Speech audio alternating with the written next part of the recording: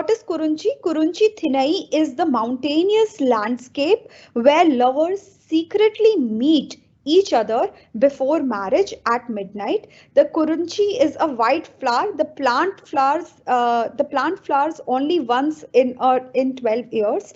It flowers only once in 12 years. That is the time taken for a girl to reach puberty, thus making it suitable flower for this thinai. Honeybees, parrots, peacocks, monkeys, pigs, sheep, bull, elephants, and tigers are associated animals and birds or karu elements of this region.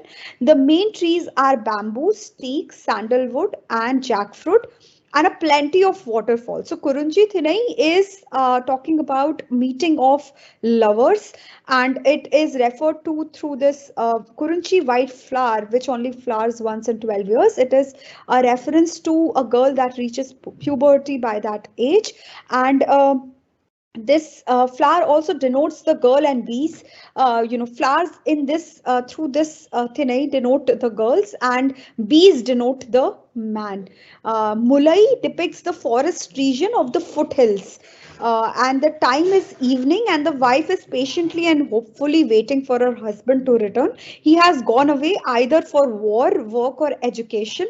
The mulai flower or jasmine is white and fragrant, symbolizing the pure and blissful life of a married woman.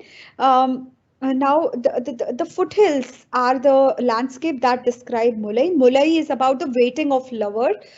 So a wife or a lover is waiting for her lover to return, and the landscape that is used to depict this is the foothills. And both nature and man are engaged in fertility, reproducing, and love making. Maruttam is the agricultural pasture landscape. The Yuri is infertility and extramarital affair. It is this, this feeling of losing the lover, this anxiety about losing the lover, that is depicted through Maruttam. So this Thinai talks about an extramarital affair. It talks about infidelity and fights. It is shown through the agricultural pastoral land. Now, Natal is the seashore or Natal landscape. It is associated with mourning.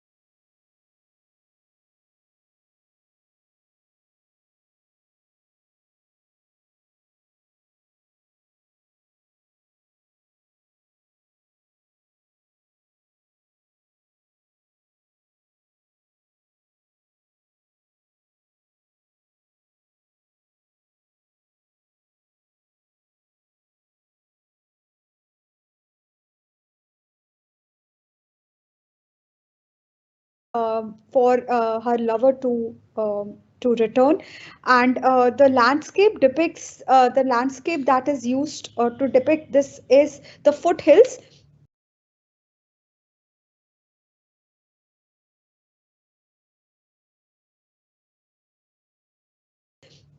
And the both nature and man are engaged in fertility, reproducing, and love making. Maruttam is the agricultural pasture landscape. The Yuri is infertility and extramarital affair. It is this, this feeling of losing the lover, this anxiety about losing the lover, that is depicted through Maruttam. So this Thinai talks about an extramarital affair. It talks about infidelity and fights. It is shown through the agricultural pastoral land. Now, Natal is the seashore or Natal landscape. It is associated with mourning or pining. If Mulai forests are patient and hopeful, Natal, the seashore, is anxious and worried. Um, uh, uh, so your just so your Marutam is sulking. It is sulking, and your Natal is the mourning, the anxiety. So Marutam is about sulking, about crying over, feeling the pain of being away, being separated. And Natal is about the anxiety that would they or would they not meet. Um, it is shown through the seashore. Now, Palai, the desert or the Palai, named after the trees, the wasteland, which shows the period of separation. This shows the period of separation. It is shown through desert. Now, Puram Thinais are dealing with the motive of war, and they have, Puram Thirais are Karandai, Kanchi, Thumbai, Nochi, Padnan, Vanchi, Vakai, Vechi, all of these. I'll quickly come to, this.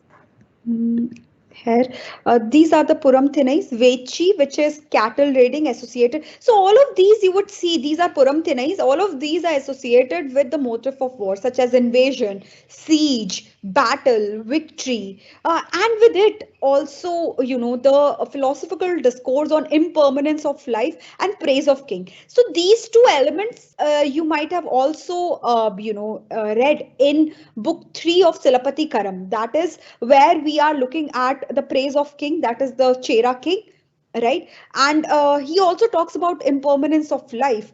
The canto begins in book 3, begins with the with the motive of war itself, where we see that there is a battle that is being announced, the king is going to a war, and then there is victory, and after the victory is when the stone is established, the temple established, right?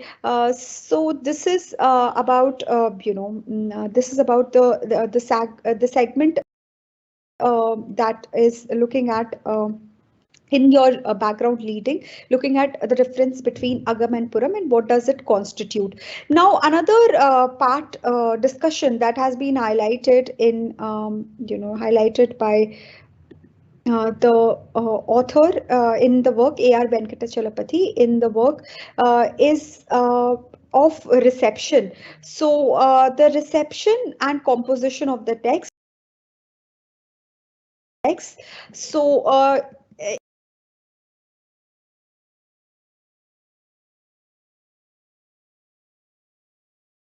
in this, he says that, when was the work composed, how was it composed, so on and so forth. So Sangam poems were traditionally written on palm leaves with a metal stylus. Palm leaves do not last very long, which is why it has been a major task to preserve these poems. They were copied by later scholars onto other materials. They were written without any spacing, punctuation, or line breaking. So only someone with very good knowledge of the language could decipher them. There is some repetition of words in these poems. Akam poetry are usually written by the same poets, as in a poet staying in the mountains would specialize in Kurunchi landscape. A poet staying near a seaside would be a master of Natal Tinai, so on and so forth. The poets had a very important role to play in ancient Tamil society. The poet had the kings as their patrons. Poets would often guide and advise the kings, and kings used to give a lot of respect to these poets. The poets were the upholders of morals and righteousness. If the kings ever strayed from their ways, in In private life, family life was upheld as a virtue. In North Indian Sanskritic tradition, a lot of importance was given to the sages and saints who renounced family life and lived a ascetic life.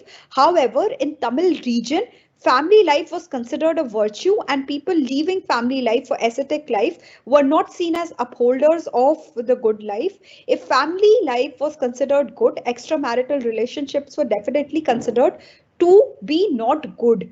Although extramarital affairs were depicted in the Maruta landscape of Akkam poetry, a poet often urged the man to leave. No, this is the difference between the Sanskritic and the Sangam literature too, that how poets were given importance, significance in the ancient Tamil period, and their work and their word was considered to be manifested with divine, and they were also considered to be an upholder of morality, of virtue, and this all is also reflected upon by the ascetic, the Jaina ascetic. Hilango Adigal in his work. And there are certain poems that are also prescribed to you from this section itself.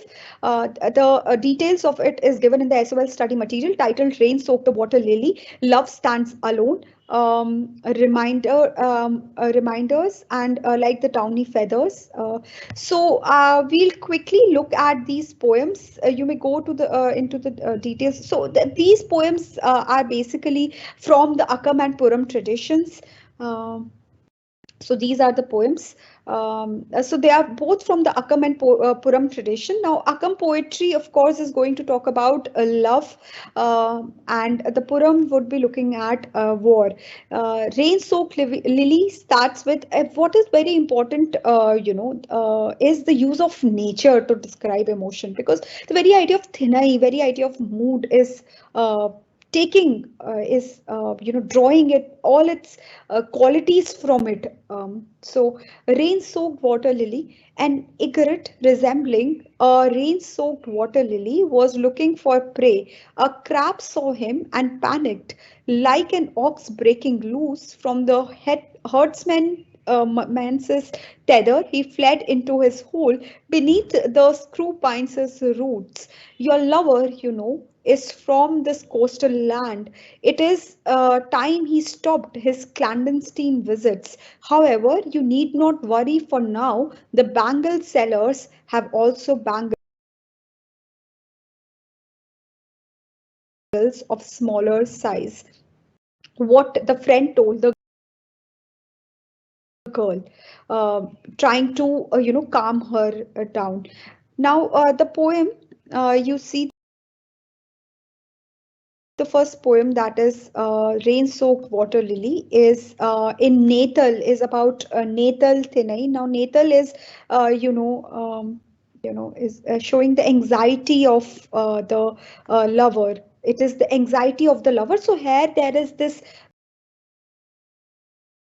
girl who is very anxious, if her lover would return or not, is mourning the separation. And this poem is this is her friend who is trying to compose her, trying to give her trying to offer sweet words to her so that she doesn't feel this anxious. So the solophone tells us that this is what the friend says to the girl. An egret who looks like a water lily is shown to be looking for prey. Water lily is a flower of the Natal Thinai, and egret is a water bird. The Karu tells us that this is the Natal Thinai. The egret is a white bird with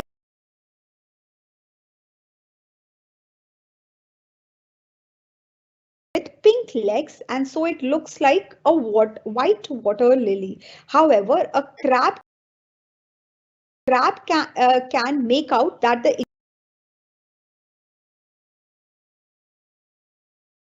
egret is a bird who is there for preying. The egret wants to eat the crab, but the crab breaks away,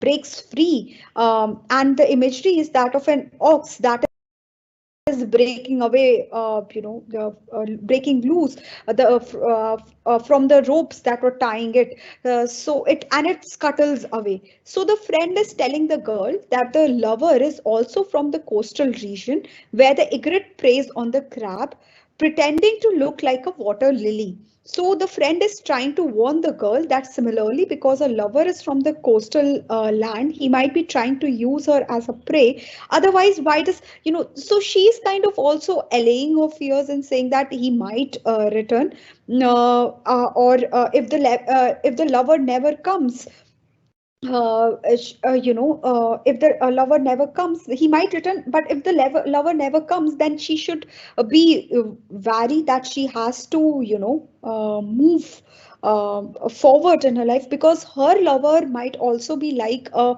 egret, a preying bird who might have preyed on her. So, lamenting upon such a lover is of no use. Otherwise, all she's going to be is become more thin, more weaker. She may become more frail, and she says that even though if she becomes frail, there are going to be bangles in smaller size too. So love stands alone. The next poem we have is titled Love Stands Alone. So this is in Palai Thinai. In the desolate, what is Palai Thinai right here? Palai is the parting of lovers, the departure of lover for in search of wealth and knowledge. It is in the desolate, rain-forsaken land, the twisted cully spots open with a crackle, frightening the mating pigeons with their close-knit downy feathers. He has left me languishing. In search of wealth, he said. He did not mind the risks on the way. If it comes to that, then in this world, wealth has all support, and love must stand alone. So, the title of the work in itself is Love Stands Alone, and this is again written in Palai Thinai, using one of the Thinais from the Akam tradition, which is talking about love. We see that here the lover is seen to be, lamenting the separation her lover. And the poem is situated in the desert, rain-forsaken land where the dry pods of the cully plant are crackling. They are so brittle. The pigeons who want to mate together become sacred by this crackling in this harsh landscape. The mutual hair is clearly that of desert and dryness, so it falls under Palai Thinai. So desert landscape, the dryness of the landscape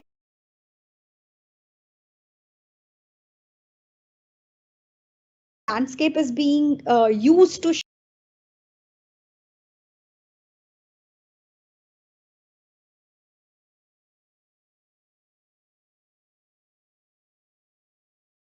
show the separation of lovers.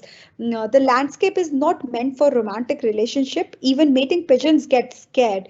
This implicit metaphor, which shows how nature reflects the human world and vice versa, can be called as Ulurai, where the solophone tells us that the poem is being spoken by the girl to her friend.